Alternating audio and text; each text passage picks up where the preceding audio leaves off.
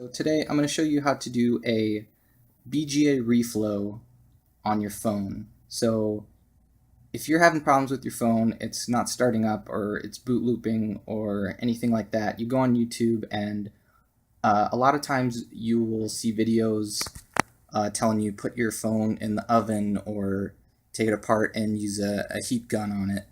Well, those are all sort of poor man's methods of reflowing the BGA chip on your phone. So today I'm going to show you the official way to do it, and using this method, your phone's less likely to crap out on you again within a month. This is sort of how the pros do it. So here we go.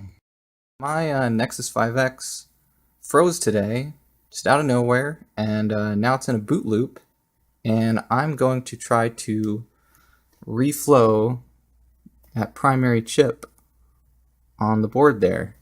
So, prerequisites. Got my phone disassembled here. That's all the parts. There are actually two, I think these are like heat shields or heat spreaders that you have to take off of the chip first. Pretty easy to do though. So basically just follow, a Nexus 5X disassembly video to take out the motherboard, and then additionally pop these off just with the same plastic spudgers or credit card or whatever you're already using. So let me run you through the setup here. So this is actually my old rig that I would use for reflowing Xbox 360s.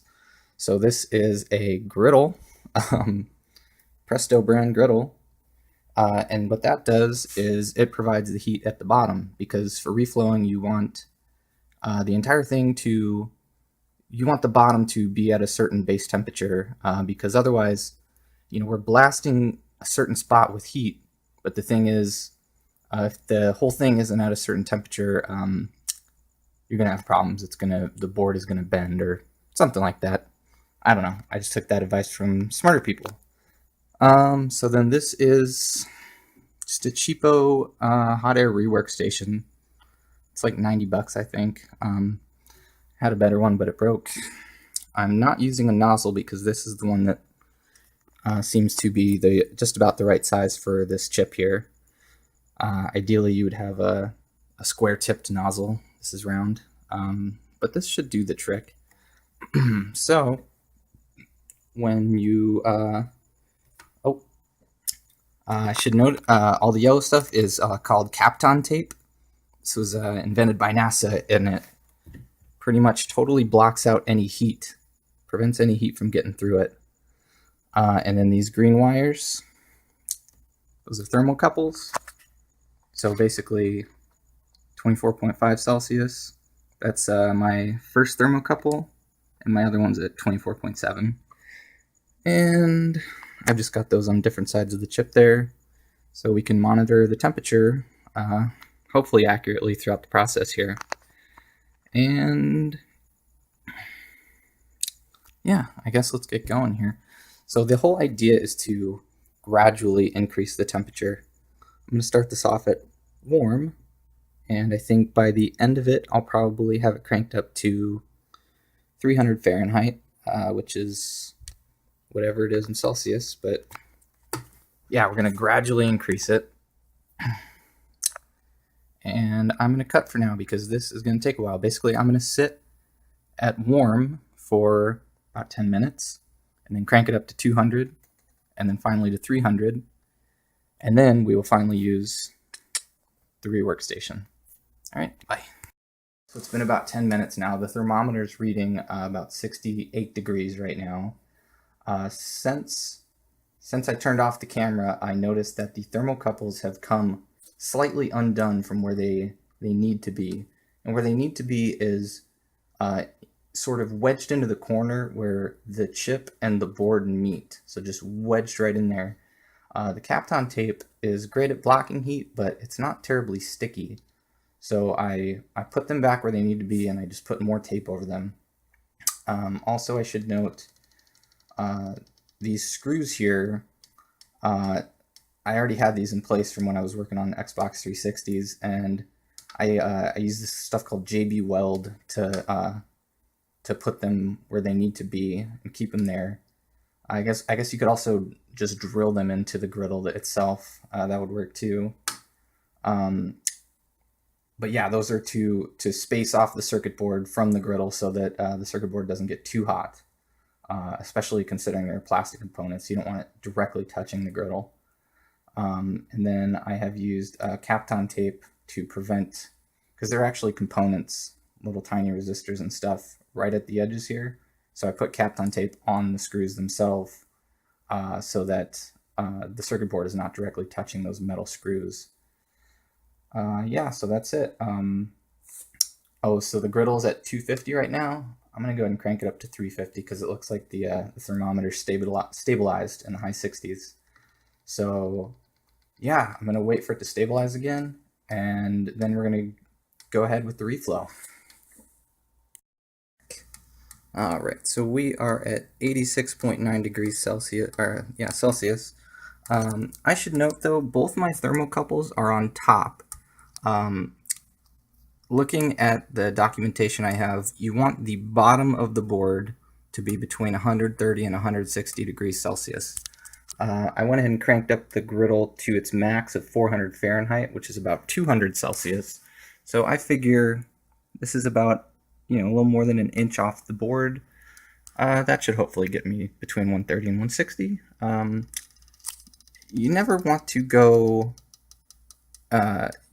basically whenever you're reflowing anything, you want to slowly creep up.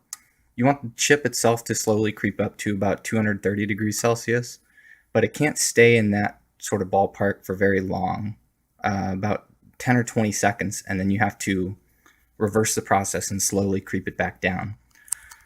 So what I'm going to do here, I don't have the nozzle over the chip yet, but I'll just show you here. So I'm going to turn on the reflow station. I have the air at 51. It goes from 0 to 100. This is the temperature on the left here. So it's going to start at 100 degrees Celsius. And you actually want to go up about 4 degrees Celsius every second. So this only goes in 10-degree increments. So I'm going to try to hit the up button once about every 3 seconds, or a little bit quicker than that. So yeah, that is the idea here.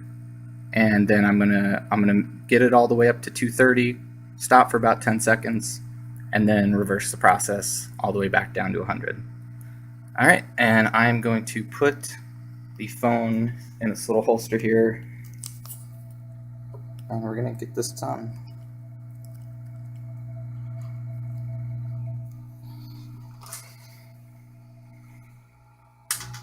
All right, so I'm gonna turn off the station first. Position the nozzle right over the chip, very close to it.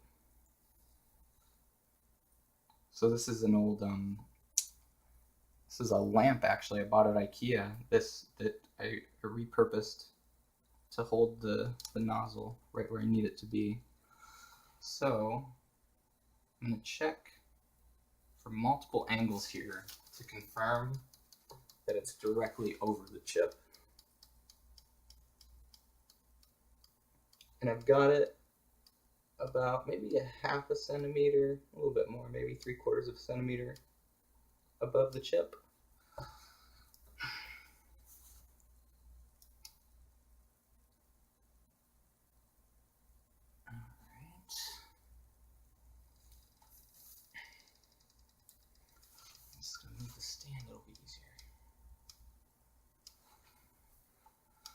I think we're good to go. So 400 Fahrenheit on the griddle got me to 97 degrees as read from the top here. And just to be sure, this thermocouple popped out a little bit. I'm going to pop it back in its place one last time. The other one is actually right where it needs to be. So I'm going to base my readings primarily off of that thermocouple and maybe avoid the other one.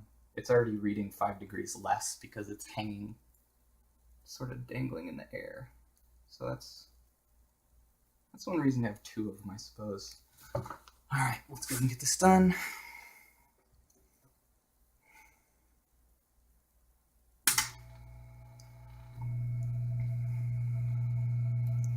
All right, waiting for it to heat up to 100. Oh boy. I'm gonna crank the air down immediately because it's smoky in here. All right.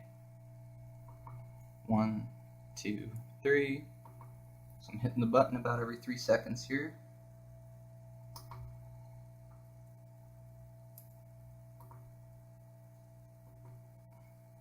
And it is already reading 191 over there, which seems high.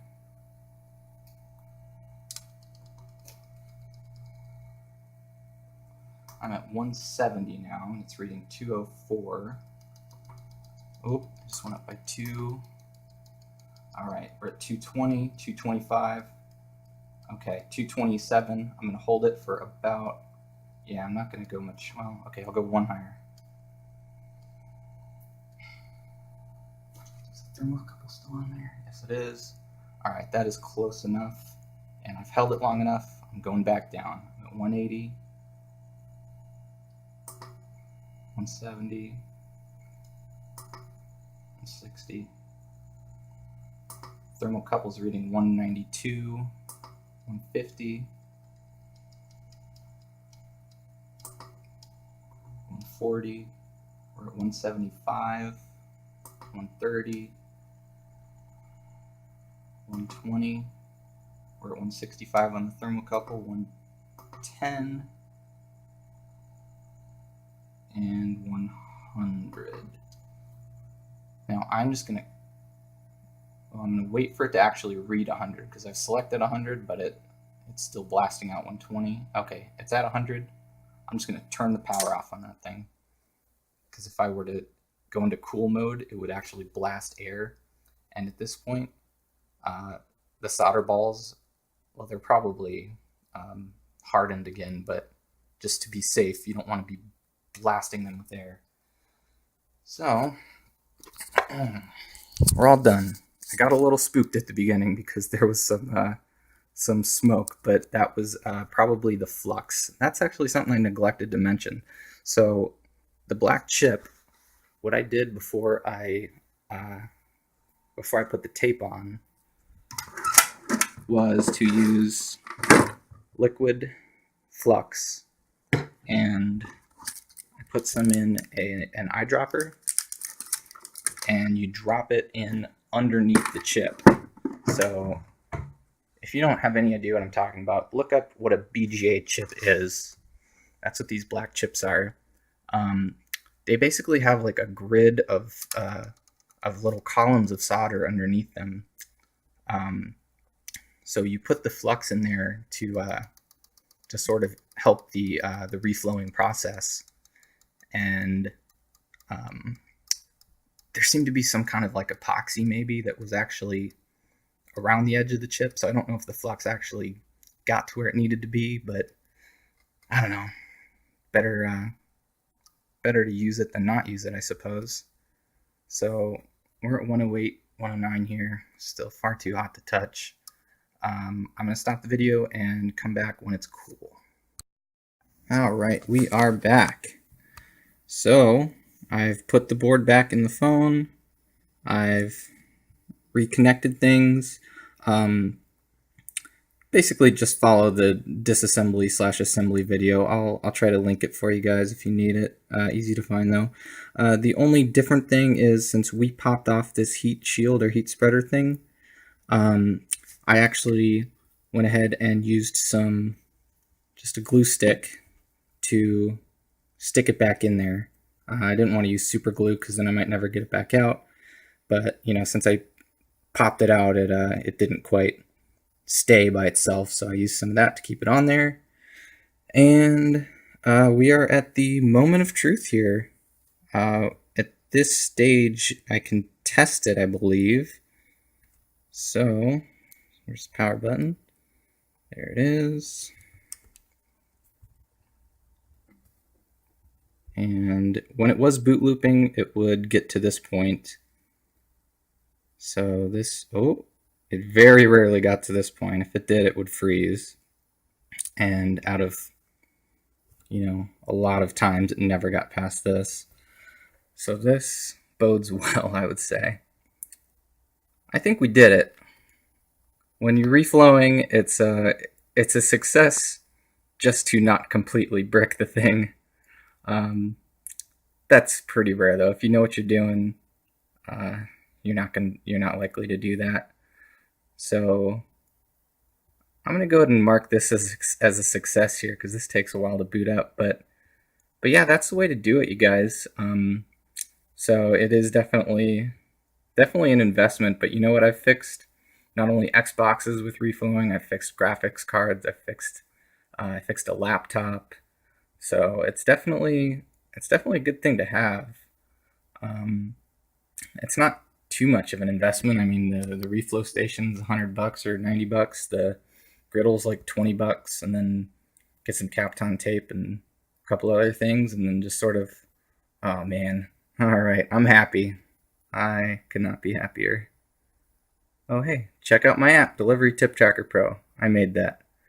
All right, so that's gonna do it, guys. If you have any questions, hit me up. Thanks. Bye.